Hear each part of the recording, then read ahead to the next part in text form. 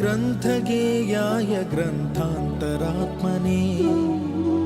गीतलीनाय गीताश्रयाय गीतवाद्यपटवे गेयचरिताय गायकवराय गन्धर्वप्रियकृते गायकाधीन विग्रहाय गङ्गाजलप्रणयवते गौरीस्तनन्दनाय गौरीहृदयनन्दनाय गौरभानुसुताय गौरीगणेश्वराय